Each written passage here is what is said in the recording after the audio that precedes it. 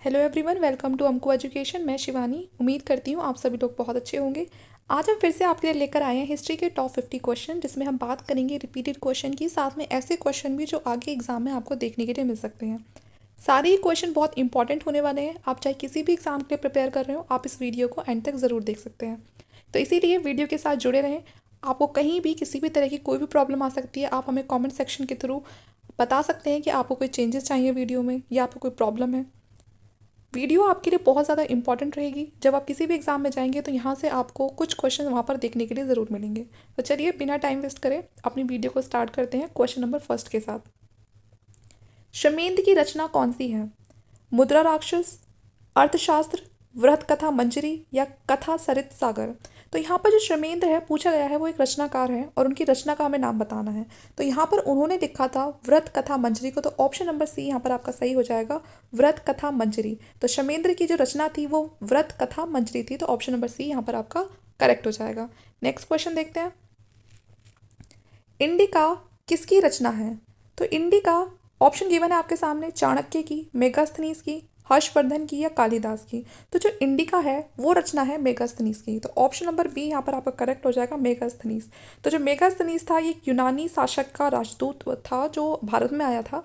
चंद्रगुप्त मौर्य के टाइम पर ये आया था और यहाँ पर इन्होंने चंद्रगुप्त थे उनके समय पर ये आया था और यहाँ पर इन्होंने जो अपना अकाउंट था वो तैयार किया था इंडिका, जिसमें इन्होंने यहाँ भारत में जो भी देखा था उस चीज़ का वर्णन अपनी इस पुस्तक में इन्होंने किया था। तो यहाँ पर ये इंडिका जो रचना है वो मेगास्थनीज की है, तो ऑप्शन नंबर बी यहाँ पर आपका करेक्ट हो जाएगा। नेक्स्ट क्वेश्चन देखते हैं। किस गुप्त शासक को लिच्छवी दोहित्री कहा जाता है? समुद्रगुप्त, चंद्रगुप्त, कुमारगुप्त या स्कंदगुप्त। तो देखिए जो कुमारगुप्त हैं, जो लिच्छवी दोहित्री जिनको कहा जाता है वो है समुद्रगुप्त। तो ऑप्शन नंबर ए यहाँ पर आपका सही हो जाएगा, समुद्रगुप्त ही है जिनको लिच्छवी दोहित्री कहा जाता है। साथ में इनको भारत का नेपोलियन भी कहा जाता है। तो क्वेश्चन ये भी बन सकता है कि भारत का नेपोलियन किसे कहा जाता है, तो वो कहा जाता है समुद्रगुप्त को। तो ऑप्शन नंबर ए यहाँ पर आपका करेक्ट है और इन्हीं को लिच्छवी दोहित्री भी कहा जाता है। ठीक है, तो ऑप्शन नंबर ए यहाँ पर आपका करेक्ट हो जाएगा। नेक्स्ट क्वेश्चन देखते हैं। गुप्त काल में हस्ती सेना का प्रधान को क्या कहते थे? महासंधि विघारिका, महाश्रपति, महापीलुपति, महाबलाधिकृत। तो यहाँ पर गुप्त काल में जो हस्ती सेना का जो प्रधान होता था उसको बोलते थे महापीलुपति। तो ऑप्शन नंबर सी यहाँ पर आपका सही हो जाएगा, महापीलुपति को ही गुप्त काल में हस्ती सेना का प्रधान कहा जाता था। ऑप्शन नंबर सी यहाँ पर आपका करेक्ट हो जाएगा। निम्न में से महिला संत कौन थी? मीरा, अंडाल, कराइकल या इनमें से सभी। तो यहाँ ये जितनी भी महिलाओं का यहाँ पर नाम दिया हुआ है ये सारी ही महिला संत थी, तो ऑप्शन आपका हो जाएगा सही यहाँ पर, ऑप्शन नंबर डी, सभी। मीरा, अंडाल, कराइकल सभी ही महिला संत थी। धम्म की नीति शुरुआत किसने की थी? जो धम्म की नीति की जो शुरुआत थी वो किसने की थी? समुद्रगुप्त, चंद्रगुप्त, विक्रमादित्य, अशोक या फिर कनिष्क। तो धम्म की जो नीति की जो शुरुआत थी वो की थी अशोक ने। अशोक एक मौर्य शासक थे, हम सबको पता है। और इनके 13वें शिलालेख में हमें एक युद्ध के बारे में पता चलता है जिसका नाम था कलिंग का युद्ध, और कहते हैं कि उस युद्ध में इतना खून खराबा हुआ था कि उसके बाद अशोक के जीवन में एक बहुत बड़ा बदलाव आया था। उन्होंने अपने सभी युद्धों को त्यागने की घोषणा कर दी थी और उन्होंने धम्म की नीति को अपना लिया था कि अब वो शांति चाहते हैं। तो इस तरह से जो धम्म की नीति की जो शुरुआत थी वो की थी अशोक ने। तो ऑप्शन नंबर सी आपका यहाँ पर सही हो जाएगा, अशोक। धम्म की शुरुआत अशोक ने की थी। समुद्रगुप्त की तुलना किस यूरोपीय शासक से की जाती है? हिटलर, नेपोलियन, बिस्मार्क या मुसोलिनी। तो समुद्रगुप्त की जो तुलना है, मैंने अभी आपको बताया था कि उसकी जो तुलना है वो की जाती है नेपोलियन से, तो इसीलिए समुद्रगुप्त को भारत का नेपोलियन भी कहा जाता है। तो यहाँ पर आपका सही आंसर हो जाएगा नेपोलियन। समुद्रगुप्त की तुलना नेपोलियन यूरोपीय शासक से की जाती है। आगे देखते हैं। वीडियो को प्लीज़ लाइक कर देना अगर आपको वीडियो लगता है कि आपके कोई बेनिफिट पहुंचा सकती है, किसी भी तरह की आपकी हेल्प कर सकती है एग्जाम में। मौर्य वंश का जो संस्थापक है वो कौन थे? चंद्रगुप्त, बिंदुसार, अशोक या फिर कुणाल। तो मौर्य वंश के जो शासक थे उनके बारे में पूछा है कि वो चंद्रगुप्त थे, बिंदुसार थे, अशोक थे या फिर कुणाल थे। तो मौर्य वंश के जो संस्थापक थे, हम बहुत बार नाम सुन चुके हैं इनका, बहुत ही फेमस शासक रहे हैं, ये थे चंद्रगुप्त। ठीक है, तो ऑप्शन नंबर ए यहाँ पर सही हो जाएगा, चंद्रगुप्त ही मौर्य वंश के संस्थापक थे। नेक्स्ट क्वेश्चन देखते हैं। चंद्रगुप्त की मृत्यु कहाँ हुई थी? पाटलिपुत्र में, तक्षशिला में, श्रवणबेलगोला में और उज्जैनी में। चंद्रगुप्त की जो मृत्यु थी वो हुई थी आपकी श्रवणबेलगोला में। अब राज्य भी पूछ सकते हैं कि श्रवणबेलगोला ये कहाँ पर है, तो जो श्रवणबेलगोला है ये आपका कर्नाटका राज्य में पड़ेगा। और चंद्रगुप्त ने अपने आखिरी समय पर श्रवणबेलगोला जाके यहाँ पर खुद ही अपने जो प्राण थे उनको त्याग दिया था, क्योंकि ये जैन धर्म के अनुयायी बन गए थे और बाद में इन्होंने जो जैन धर्म की तपस्या में ही अपने जीवन के जो आखिरी दिन थे उनको गुजार दिया था और अपने जो देह था, अपना जो जीवन था वहाँ त्याग दिया था। ठीक है, तो यहाँ पर श्रवणबेलगोला जो आपका कर्नाटका में पड़ेगा वहीं पर ही चंद्रगुप्त की मृत्यु हो जाती है। नेक्स्ट क्वेश्चन देखते हैं, चंद्रगुप्त मौर्य किस धर्म को मानने वाले थे। तो जैसे कि मैंने आपको बता ही दिया है कि जो चंद्रगुप्त मौर्य थे वो जैन धर्म के अनुयायी थे, वो जैन धर्म को मानते थे। तो ऑप्शन नंबर बी यहाँ पर आपका करेक्ट हो जाएगा, चंद्रगुप्त मौर्य जैन धर्म को मानने वाले थे। तो ऑप्शन नंबर बी यहाँ पर आपका करेक्ट हो जाएगा। तो आप देख ही रहे हैं क्वेश्चन कितनी इंपॉर्टेंट है, काफ़ी बार एग्जाम में रिपीट हो चुकी है। चाहे तो आप पुराने क्वेश्चन पेपर चेक कर सकते हैं, ये सभी क्वेश्चन आपको देखने के लिए मिलेंगे, ना केवल एक बार बल्कि बार बार आपको ये क्वेश्चन एग्जाम में रिपीट होते ही होते हैं। मौर्य वंश का अंतिम राजा कौन था, अशोक, कुणाल, संप्रति या वृहद्रथ। ठीक है, तो मौर्य वंश का जो अंतिम राजा था वो था यहाँ पर ऑप्शन नंबर डी, वृहद्रथ। ठीक है ना, तो मौर्य वंश के अंतिम राजा थे, तो आपको नाम याद रखना है। किसी भी वंश का शुरू का राजा और जो आखिरी का राजा होता है, हमेशा वो दो नाम तो याद रखने ही होते हैं, क्योंकि एग्जाम में बहुत बार पूछ ले जाते हैं कि पहला राजा कौन था, क्योंकि वो हमेशा संस्थापक होता है जिसने उस वंश को शुरू किया होता है, और आखिरी इसलिए पूछा जाता है क्योंकि वहाँ से फिर वो जो वंश होता है वो खत्म हो जाता है। तो इसलिए आपको शुरू और आखिरी वाले तो याद रखने ही रखने हैं। आगे देखते हैं, मौर्यकालीन टकसाल का प्रधान कौन था, कोषाध्यक्ष, मुद्राध्यक्ष, पण्याध्यक्ष या फिर लवण्याध्यक्ष। तो मौर्यकालीन में जो टकसाल का प्रधान हुआ करता था वो था पण्याध्यक्ष। तो ऑप्शन नंबर सी यहाँ पर आपका सही हो जाएगा। नेक्स्ट क्वेश्चन देखते हैं, मौर्य वंश की राजधानी क्या थी और कहाँ थी। मतलब वही बात है, मौर्य वंश की राजधानी कहाँ थी, विदिशा, दिल्ली, पाटलिपुत्र या राजगीर। तो मौर्य वंश की जो राजधानी थी वो थी पाटलिपुत्र में। प्राचीन समय में जितनी भी इंपॉर्टेंट वंश थे, ठीक है, उनकी जो कैपिटल थी वो पाटलिपुत्र रही है। और उस समय पाटलिपुत्र की जो वैल्यू थी ना, वो आप ये मान लो जैसे आज दिल्ली की वैल्यू है ना, वैसे ही मौर्य वंश के टाइम पे या उसके आसपास के जो भी वंश रहे हैं उस समय पाटलिपुत्र की वही वैल्यू थी। पाटलिपुत्र बहुत ही इंपॉर्टेंट जगह थी। तो मौर्य वंश की राजधानी पाटलिपुत्र थी, क्योंकि उस समय जो भी नॉर्दर्न इंडिया पर रूल करता था, पाटलिपुत्र उसके लिए ऐसी जगह थी कि वो उसको अपना जो आसपास की जो उसकी जगहें होती थी बहुत ही अच्छे से वो उसको कंट्रोल कर लिया करता था। तो इसलिए पाटलिपुत्र यहाँ पर बहुत खास है। आगे देखते हैं, मौर्यकालीन कलिंग राज्य कहाँ स्थित है। तो मौर्यकालीन में जो कलिंग राज्य है, कलिंग राज्य वही जहाँ पर अशोक का एक बहुत बड़ा युद्ध होता है और जिसमें लाखों लोग मारे जाते हैं और वहीं से उसके जीवन में बहुत बड़ा परिवर्तन आता है और धर्म की नीति को वो अपना लेते हैं। तो जो ये कलिंग राज्य है, पूछा गया है कि जो कलिंग है वो किस राज्य में स्थित है। तो यहाँ पर जो कलिंग है, ऑप्शन गिवन है बिहार, बंगाल, उड़ीसा, मध्य प्रदेश। तो यहाँ पर जो कलिंग राज्य है वो आपका स्थित है उड़ीसा में। तो ऑप्शन नंबर सी सही हो जाएगा, उड़ीसा। मौर्यकालीन कलिंग उड़ीसा राज्य में स्थित है। तो ऑप्शन नंबर सी के साथ आप जाएंगे। नेक्स्ट क्वेश्चन देखते हैं, मौर्य प्रशासन में संहारता कौन था, केंद्रीय मंत्री, राजकीय गृह संग्रह मंत्री, मुख्य न्यायाधीश या अंतपुर का रक्षक। तो मौर्य प्रशासन में संहर्ता जो थे वो थे जो राजकीय कर संग्रह अधिकारी थे, जो सारे जो टैक्स वगैरह कलेक्ट करते थे। तो ऑप्शन नंबर बी यहाँ पर आपका सही हो जाएगा, राजकीय कर संग्रह अधिकारी। ठीक है, नेक्स्ट क्वेश्चन देखते हैं, मौर्य काल में ब्राह्यदेय क्या था। ठीक है, तो एक तरह के जो दान होते हैं ना, उस समय बहुत सारे दान हुआ करते थे। तो जो उस समय भूमि दान होता था उसको बोलते थे ब्राह्यदेय। ठीक है ना, तो यहाँ पर आपका ऑप्शन नंबर सी सही हो जाएगा, भूमि दान को बोलते थे। ठीक है, तो ये भी आप याद रखना।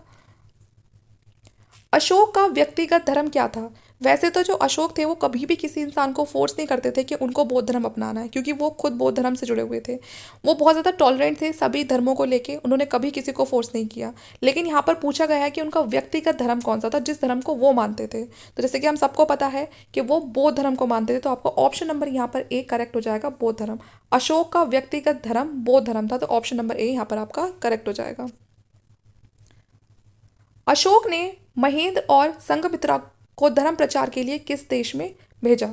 तो यहाँ पर जो अशोक थे उन्होंने अपनी बेटी और जिनका बेटा था महेंद्र और संघमित्रा, उनको धर्म प्रचार के लिए वो विदेश में भेजते हैं। तो यहाँ पर पूछा कि कौन से देश में भेजा था, तो वो भेजा था सिंहल द्वीप में। उस समय जो सिंहल द्वीप था वो कहा जाता था श्रीलंका को। तो श्रीलंका में अगर धर्म का प्रचार हुआ है, बौद्ध धर्म का प्रचार हुआ है, तो वो सब अशोक की वजह से ही हुआ है, क्योंकि उन्होंने अपने बच्चे को, जो महेंद्र और जो संघमित्रा थी, उन दोनों को ही वहाँ पर भेजा था बौद्ध धर्म का प्रचार करने के लिए। तो यहाँ पर जो आंसर है वो होगा सिंहल द्वीप। ठीक है ना, अशोक ने महेंद्र और संघमित्रा को धर्म प्रचार के लिए सिंघल द्वीप भेजा, जिसे हम अब श्रीलंका भी कहते हैं। ठीक है, नेक्स्ट क्वेश्चन देखते हैं,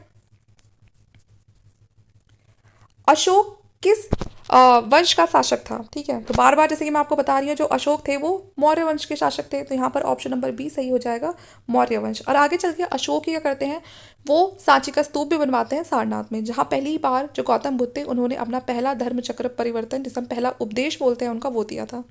ठीक है, तो एक बहुत ही बड़ा रोल प्ले करा है अशोक ने बौद्ध धर्म को फैलाने के लिए, तो इसीलिए अशोक की अलग ही इंपॉर्टेंस देखी जाती है। जब आप बौद्ध जो टेक्स्ट वगैरह पढ़ते हो तो उसमें अशोक को बहुत ज़्यादा वैल्यू दी जाती है, बहुत ज़्यादा इंपॉर्टेंस दी जाती है। अशोक कौन से बौद्ध भिक्षु के प्रभाव में आकर बौद्ध धर्म का समर्थक बन गए थे? तो देखिए, जो अशोक थे शुरुआत में वो बौद्ध धर्म को नहीं मानते थे, उनको पता ही नहीं था, लेकिन बाद में आकर वो एक बौद्ध भिक्षु के प्रभाव में आते हैं। यहाँ पर उन्हीं का नाम पूछा है कि वो किसके प्रभाव में आए थे कि जिससे फिर वो बौद्ध धर्म से इतना ज़्यादा मतलब वो जुड़ गए। उपगुप्त, उपाली, राधागुप्त या नागसेन? तो अशोक उपगुप्त जो बौद्ध भिक्षु थे उनके प्रभाव में आए थे, और उन्हीं से वो इतने ज़्यादा खुश हो गए थे, मतलब हम कहें तो इतने ज़्यादा वो उनसे जुड़ गए थे कि उनको जो बौद्ध धर्म था वो इतना ज़्यादा पसंद आया कि उन्होंने उसको अपना लिया। तो यहाँ पर ऑप्शन नंबर ए आपका सही हो जाएगा, उपगुप्त। ठीक है ना, तो अशोक किसके प्रभाव में आए थे, कौन से बौद्ध भिक्षु थे, उपगुप्त।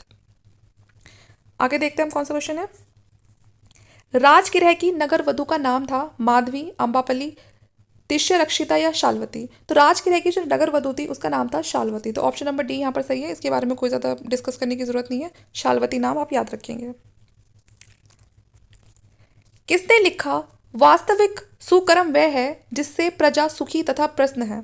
तो देखिए, जो इस तरह का जो कथन है ना, उस समय ये इन्हीं में चार में से जो दिए हुए हैं यहाँ पर, इनमें से किसी एक ने कहा था कि जिसमें आपकी प्रजा सुखी है, प्रश्न है, वही एक असली एक वास्तविक सुकर्म है, मतलब वही एक अच्छा काम है जिससे आपकी जो प्रजा है वो सुखी भी रहे और साथ में खुश भी रहे। तो यहाँ पर जो ये कथन है ये किसका है, मेगास्थनीज का, चंद्रगुप्त का, बिंदुसार का या फिर कौटिल्य का? तो ये कहा था कौटिल्य ने, तो ऑप्शन नंबर डी आपका यहाँ पर सही हो जाएगा, कौटिल्य। कौटिल्य को ही चाणक्य कहा जाता है, और चाणक्य ने ही अर्थशास्त्र को लिखा था। ठीक है, और चाणक्य को विष्णुगुप्ता भी कहा जाता है। तो अगर ये तीनों ही नाम आते हैं कहीं, मतलब कोई सा भी इनमें से एक नाम आता है और अर्थशास्त्र पूछ लिया जाता है कि अर्थशास्त्र किसने लिखा या ये कथन किसने कहा, तो आप जो भी ऑप्शन में गिवन है इन तीनों में से उस पर टिक कर देंगे, क्योंकि एक ही इंसान के ये नाम है, कौटिल्य, चाणक्य और विष्णुगुप्ता। तो इसलिए आप कंफ्यूज नहीं होंगे कि ये हमने क्या देख लिया, यहाँ तो अलग है। चंद्रगुप्त मौर्य के काल में कलिंग की राजधानी क्या थी? तो कलिंग वही जगह है जहाँ मैंने आपको बताया अशोक के समय एक बहुत बड़ा युद्ध होता है जिसमें लाखों लोग मारे जाते हैं, तो उसी कलिंग की राजधानी पूछी है। लेकिन पूछी किसके टाइम पर है, चंद्रगुप्त मौर्य के काल में पूछी है कलिंग की क्या राजधानी थी। तो कलिंग की जो राजधानी है तक्षशिला थी, उज्जैनी थी, तोशाली थी या पाटलिपुत्र थी? तो यहाँ पर जो उसकी राजधानी थी वो थी तोशाली, ऑप्शन नंबर सी सही हो जाएगा, तोशाली। चंद्रगुप्त मौर्य के काल में कलिंग की राजधानी तोशाली थी। नेक्स्ट क्वेश्चन देखते हैं, ये सभी क्वेश्चन पूछे जाते हैं इसी तरह से। आर्यभट्ट कहाँ के निवासी थे, मालवा, कश्मीर, तक्षशिला या पटना? तो जो आर्यभट्ट थे वो बिहार से बिलोंग करते थे, और बिहार से आप समझ ही गए होंगे कि ऑप्शन नंबर डी यहाँ पर आपका सही हो जाएगा, पटना। आर्यभट्ट पटना के निवासी थे, तो ऑप्शन नंबर बी यहाँ पर आपका करेक्ट हो जाएगा। द्वितीय नगरीकरण के नगरों को क्या कहा जाता है, ताम्रयुगीन नगर, कांस्ययुगीन नगर, लोहयुगीन नगर या इनमें से कोई नहीं? तो जो द्वितीय नगरीकरण हुआ था, जब हमने लास्ट जो सीरीज थी जब हमने उसको डिस्कस किया था, तो उसमें पूछा था कि जो हड़प्पा सभ्यता थी उसको क्या कहा गया था, तो वहाँ पर उसको कहा गया था कांस्ययुगीन, क्योंकि हड़प्पा सभ्यता में जो सबसे ज़्यादा जिस धातु का इस्तेमाल होता है वो होती है कांस्य, तो इसलिए उसे कांस्ययुगीन बोल दिया था। लेकिन यहाँ पर जब द्वितीय नगरीकरण होना शुरू होता है तो यहाँ समय आ जाता है महाजनपद का। महाजनपद मतलब जो बड़े बड़े जो शहर बनते हैं।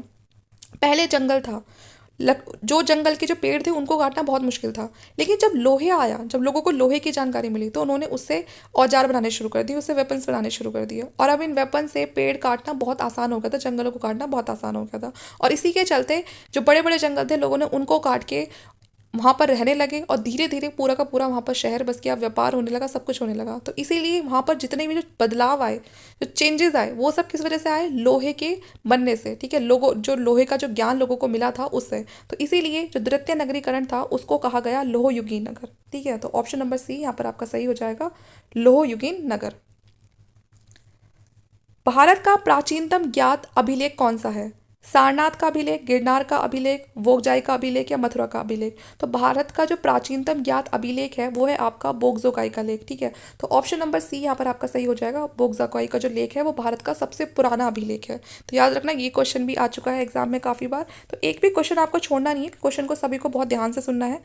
मेगास्थनीज किस यूनानी शासक के राजदूत के रूप में पाटलिपुत्र आया? तो मैंने आपको पहले भी बताया था जब मेगास्थनीज का एक क्वेश्चन आया था कि जो मेगास्थनीज थे वो यूनानी शासक के टाइम पर राजदूत हुआ करते थे, वो यूनान से आए थे। तो यूनान में जो उस समय राजा था ये उसी के राजदूत थे। तो पूछा है कि उस समय यूनान का शासक कौन था जब मेगास्थनीज यहाँ भारत में आए थे। तो यहाँ पर ऑप्शन है आपके पास सिकंदर, फिलिप, सेल्यूकस या फिर डेमेट्रियस। तो उस समय जब मेगास्थनीज भारत में आए थे, पाटलिपुत्र आए थे, उस समय यूनान में जो शासक था वो था सेल्यूकस निकेटर। तो आपका ऑप्शन नंबर सी सही हो जाएगा। सेल्यूकस निकेटर के ही राजदूत थे मेगास्थनीज, और मेगास्थनीज ने ही कौन सी किताब लिखी थी? इंडिका। ठीक है, तो यहाँ पर इस तरह से आप इसे याद रखोगे। कलिंग युद्ध का वर्णन किस अभिलेख में किया गया है? जो कलिंग युद्ध हुआ था उसका जो वर्णन है वो हमें किस अभिलेख से पता चलता है? बहुत सारे अभिलेख थे अशोक के, लेकिन हमें पूछा है कौन से नंबर के अभिलेख से पता चलता है? 10वें से, 11वें से, 12वें से या 13वें से? तो यहाँ पर हमारा सही आंसर होगा ऑप्शन नंबर डी, 13वें शिलालेख से हमें कलिंग के युद्ध का वर्णन मिलता है। कौन सा जो किंग था जो उसमें इन्वॉल्व था वो थे अशोक। ठीक है, और इसी के बाद धमकी नीति को अपना लिया था। तो ये सारी चीज़ें आपको बिल्कुल एक के साथ एक जोड़ के याद रखनी है।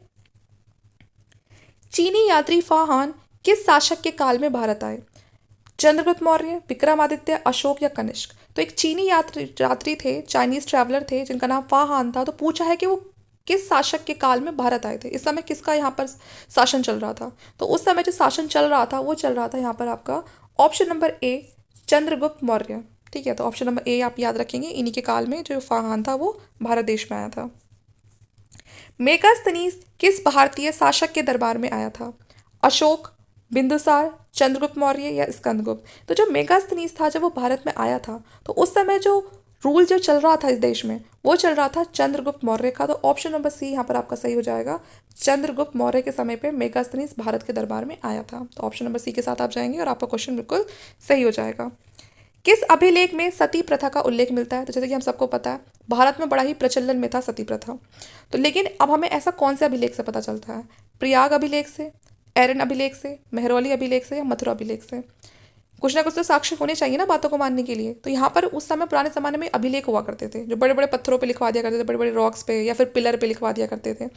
तो यहाँ पर ये जो हमें साक्ष्य मिलते हैं ये मिलते हैं हमें एरन अभिलेख से। ऑप्शन नंबर बी, इस पे हमें सती प्रथा के बहुत सारी बातें पता चलती हैं, कैसे होती थी, क्यों होती थी। तो यहाँ पर बी, एरन अभिलेख से पता चलते हैं। अगला क्वेश्चन देखते हैं।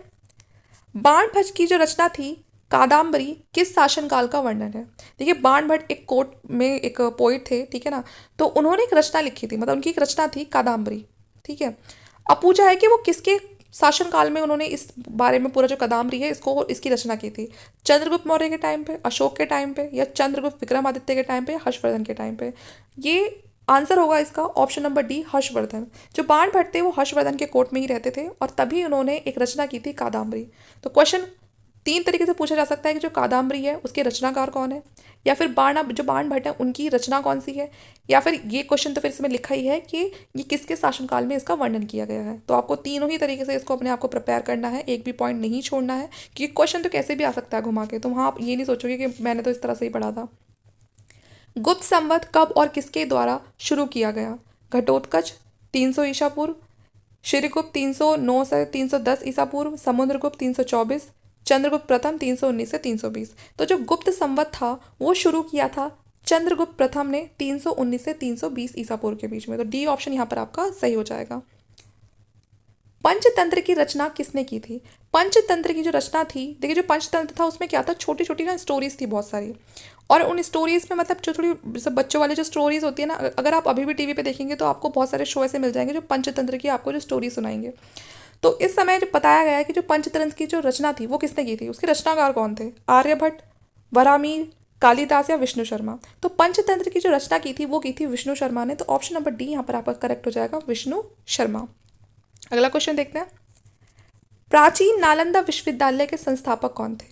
अशोक, समुद्रगुप्त, स्कंदगुप्त या कुमारगुप्त? तो यहाँ पर पूछा है कि पुराने समय में जो नालंदा विश्वविद्यालय था, पहले ज़माने में जब भारत में, आजकल जो लोग होते हैं वो बाहर जाते हैं पढ़ने के लिए, लेकिन पहले भारत इस तरह से इतना ज़्यादा, हम कहेंगे उस ज़माने में भारत के पास इतने अच्छे विश्वविद्यालय थे, जो बाहर के लोग थे वो भारत में आकर शिक्षा लेते थे, क्योंकि यहाँ पर नालंदा यूनिवर्सिटी थी, तक्षशिला यूनिवर्सिटी थी, है ना, जो विश्वविद्यालय थे। तो यहाँ पर पूछा है कि जो उस समय प्राचीन नालंदा विश्वविद्यालय था उसके संस्थापक कौन थे? तो उसके संस्थापक थे कुमारगुप्त। ऑप्शन नंबर डी आपका सही हो जाएगा, प्राचीन नालंदा विश्वविद्यालय के संस्थापक कुमारगुप्त थे। अगला क्वेश्चन देखते हैं। भारतीय इतिहास का कौन सा काल स्वर्ण काल कहलाता है? मौर्य काल, गुप्त काल, मुगल काल या अंग्रेजों का काल? तो भारतीय इतिहास में जो गुप्त काल है वो स्वर्ण काल कहलाता है। गुप्त काल को स्वर्ण काल कहा जाता है भारत का। अर्थशास्त्र में कितने प्रकार के विवाहों का उल्लेख है? 2, 4, 8 या 10? तो अर्थशास्त्र के अंदर 8 विवाह, मतलब 8 तरह के प्रकार के उस समय जो विवाह चलते थे उनका उल्लेख है। तो ऑप्शन नंबर सी आपका यहाँ पर सही होगा। 8 प्रकार के विवाह का उल्लेख है अर्थशास्त्र के अंदर। अर्थशास्त्र की रचना कब हुई थी? 6ठी शताब्दी में, 5वीं शताब्दी में, 4ठी शताब्दी में या 3री शताब्दी में? जो अर्थशास्त्र की रचना थी वो आपकी हुई थी 3री शताब्दी में। ठीक है, तो याद रखना है अर्थशास्त्र की रचना कब हुई थी? 3री शताब्दी में हुई थी। और किसने की थी? चाणक्य ने की थी। तो सारे ही पॉइंट्स आपको याद रखने हैं। आगे देखते हैं, नालंदा विश्वविद्यालय के छात्र कौन थे? जैसे कि मैंने कहा दूर दूर से लोग पढ़ने के लिए आया करते थे यहाँ पर। तो यहाँ पर आपके पास कुछ इंडियन हैं, कुछ चाइनीज ट्रैवलर्स हैं। तो फाहान, हेनसांग, हर्ष या कुमारगुप्त? तो पूछा है कि इनमें से नालंदा विश्वविद्यालय में कौन पढ़ने आया था? तो यहाँ पर आपका आंसर सही होगा हेनसांग, ऑप्शन नंबर बी। ठीक है, ये जो नालंदा विश्वविद्यालय थे उसके स्टूडेंट थे। अगला क्वेश्चन देखते हैं, किस गुप्त शासक को उसके सिक्कों पर वीणा बजाते हुए दिखाया गया है? चंद्रगुप्त प्रथम, चंद्रगुप्त द्वितीय, समुद्रगुप्त या स्कंदगुप्त? तो इनमें से एक शासक ऐसे थे जिनको वीणा बजाने का शौक था। तो उन्होंने अपने नाम के ऐसे सिक्के चलवाए थे और उस पर एक इमेज बनवाई थी जिसमें वो वीणा बजाते हुए दिखाई दे रहे हैं। तो ये जो ये वीणा बजाने का जो शौक था और फिर बाद में सिक्के चलवाए वीणा बजाते हुए, ये चलवाए थे ऑप्शन नंबर सी समुद्रगुप्त ने। ठीक है, तो ऑप्शन नंबर सी समुद्रगुप्त। मैंने आपको बताया था इनको भारत का नेपोलियन भी कहा जाता था। उत्तर पश्चिमी भारत से प्राप्त अशोक के अभिलेखों में लिपि का प्रयोग किया गया है। खरोष्टी लिपि, अरामिक लिपि, ब्राह्मी लिपि या इनमें से कोई नहीं? तो ऐसा कहा गया है, देखिए अशोक ने बहुत सारे अभिलेख लिखवाए थे। ठीक है, 44 थे कम से कम उनमें से। अब उनमें ये पूछा गया है कि उन्होंने उत्तर पश्चिम में, जो उत्तर पश्चिमी हिस्सा है भारत का, वहाँ पर जो अभिलेख लिखवाए थे उसकी लिपि कौन सी थी? क्योंकि अशोक ने हमेशा कोशिश करी है कि वो ऐसी लिपि का इस्तेमाल करे जो वहाँ के लोग जानते हों, जिससे कि अभिलेख में जो लिखा है वो उसको पढ़ पाए, समझ पाए। तो ये पूछा है कि उत्तर पश्चिमी भारत में अशोक के अभिलेख में कौन सी लिपि का प्रयोग किया गया है? तो वो किया गया है वहाँ पर खरोष्टी लिपि का। ऑप्शन नंबर ए सही हो जाएगा। उत्तर पश्चिमी भारत में जो अशोक के अभिलेख है वहाँ पर आपका खरोष्टी लिपि का प्रयोग किया गया है। अशोक के कुल कितने अभिलेख प्राप्त हुए हैं? 35, 30, 40 या 44? तो अशोक के जो कुल अभिलेख प्राप्त हुए हैं वो है आपके 44। ठीक है, अभी तक जो अशोक के अभिलेख प्राप्त हुए हैं वो 44 हुए हैं। तो ये नंबर भी आपको याद रखना है। अशोक द्वारा प्रचारित बौद्ध धर्म कहाँ प्रचलित हुआ? सीरिया, ब्रिटेन, श्रीलंका या जापान? तो मैंने अभी बताया था कि उन्होंने अपना बेटा महेंद्र, अपनी बेटी संघमित्रा को भेजा था सिंहल द्वीप, और उस समय सिंहल द्वीप था वो श्रीलंका को बोलते थे। तो वहीं पर ही इन्होंने अपने बेटे और बेटी के द्वारा बौद्ध धर्म का प्रचार करवाया था। तो यहाँ आपका ऑप्शन नंबर सी सही हो जाएगा, श्रीलंका। तो अशोक द्वारा प्रचारित बौद्ध धर्म श्रीलंका में प्रचलित हुआ था। ठीक है, जीवक ने वैद्य की शिक्षा कहाँ से प्राप्त की थी? तो जीवक थे एक बहुत ही बड़े वैद्य थे। अब पूछा गया है कि इन्होंने ये शिक्षा ली कहाँ से थी? तक्षशिला से, राजगृह से, पाटलिपुत्र से या वैशाली से? तो यहाँ पर जो सबसे बड़ी जो यूनिवर्सिटी है वो आपको समझ ही आ रही है, तक्षशिला। तो ऑप्शन नंबर ए यहाँ पर सही हो जाएगा कि जो उनकी वैद्य की जो शिक्षा थी वो उन्होंने तक्षशिला से ली थी। जो तक्षशिला विश्वविद्यालय था वहाँ से ली थी जीवक ने अपनी वैद्य की शिक्षा। जीवक कहाँ का रहने वाला था? तक्षशिला, बनारस, पाटलिपुत्र या राजगृह? तो जो जीवक थे वो रहने वाले थे राजगृह के। तो ऑप्शन नंबर डी आपका सही हो जाएगा, राजगृह के। जीवक राजगृह के रहने वाले थे। और कहाँ से एजुकेशन ली थी? तक्षशिला से ली थी। जीवक की ख्याति किस रूप में थी? तो देखिए इसका तो मुझे बताने की ऑप्शन बताने की जरूरत नहीं है, हमने पढ़ ही लिया है कि ना तो वो कोई व्यापारी थे, ना कोई अधिकारी थे, ना कोई बौद्ध भिक्षु थे, वो क्या थे? वैद्य थे। तो उनकी ख्याति क्या होगी? वैद्य के रूप में होंगी। तो ऑप्शन नंबर सी आपका यहाँ पर सही हो जाएगा। जीवक की जो ख्याति थी वो वैद्य के रूप में थी। एक बहुत ही जाने माने वैद्य थे ये। अंगराज्य आधुनिक बिहार के किस जिले में अवस्थित है? तो पूछा एक अंगराज्य हुआ करता था, अब वो बिहार में है, जो बिहार का जिला है वहाँ पर है, लेकिन बिहार में किस जगह? तो भागलपुर। ठीक है, तो ऑप्शन नंबर डी आपका यहाँ पर सही हो जाएगा, भागलपुर। ठीक है, आगे देखते हैं, बिंबिसार का संबंध किस वंश से था? नंदवंश, हर्यक वंश, शिशुनाग वंश या फिर मौर्य वंश? तो जो बिंबिसार थे उनका संबंध था हर्यंक वंश से। तो ऑप्शन नंबर बी यहाँ पर आपका सही हो जाएगा, हर्यंक वंश से ही बिंबिसार का संबंध था। क्वेश्चन नंबर 49, जरासंध का संबंध किस वंश से था? हर्यक वंश, बृहद्रवंश, नंदवंश और मौर्य वंश? तो जो जरासंध थे उनका जो संबंध था वो था बृहद्रथ वंश से। ठीक है, तो ऑप्शन नंबर बी आपका यहाँ पर करेक्ट हो जाएगा। और अब टाइम आ गया कि आप प्लीज़ हमारी वीडियो को लाइक कर दें, शेयर कर दें और प्लीज़ चैनल को सब्सक्राइब भी कर लें, क्योंकि जैसे ही 50 क्वेश्चन आएगा फिर तो आप देख कर चले जाएंगे। तो इसीलिए अभी लाइक करने का सही टाइम है। अब हमारा आ गया है एकदम लास्ट क्वेश्चन। ठीक है, तक्षशिला किस राज्य में स्थित था? मगध, अंग, गांधार राज्य और मल राज्य? जो तक्षशिला था आपका वो आपका स्थित था गांधार राज्य में। उस समय जो गांधार राज्य था वो इंडिया और पाकिस्तान का जो बॉर्डर वाला एरिया ना, वहाँ पर गांधार हुआ करता था। तो इसीलिए वही वो तक्षशिला था उस समय। तो ये जो तक्षशिला है आपका, ये गांधार राज्य में स्थित था। तो गांधार भी आपको पता होना चाहिए गांधार असल में था क्या। तो जो अभी हमारी बिल्कुल नॉर्थ वेस्टर्न बाउंड्री है ना इंडिया और पाकिस्तान की, वहाँ पर हुआ करता था गांधार राज्य। तो ऑप्शन नंबर सी आपका यहाँ पर सही हो जाएगा, गांधार राज्य। ठीक है, ऑप्शन नंबर सी। तो इस तरह से हमारे जो टॉप 50 क्वेश्चन है आज के हमने कंप्लीट कर लिए हैं। होपफुली आपको वीडियो बहुत पसंद आई होगी। अगर आप हमें कुछ मतलब आप कुछ हमसे डिस्कस करना चाहते हैं, किसी तरह कोई चेंजेस चाहते हैं, जैसे ऑलरेडी मैं आपसे कह चुकी हूँ, तो आप हमें कमेंट सेक्शन के थ्रू बता सकते हैं। वीडियो में आपको कोई भी प्रॉब्लम आती है किसी भी क्वेश्चन में, तो आप वो भी हमसे पूछ सकते हैं। अच्छी लगे वीडियो तो प्लीज़ लाइक करना, शेयर करना, चैनल को सब्सक्राइब कर लेना। Thank you.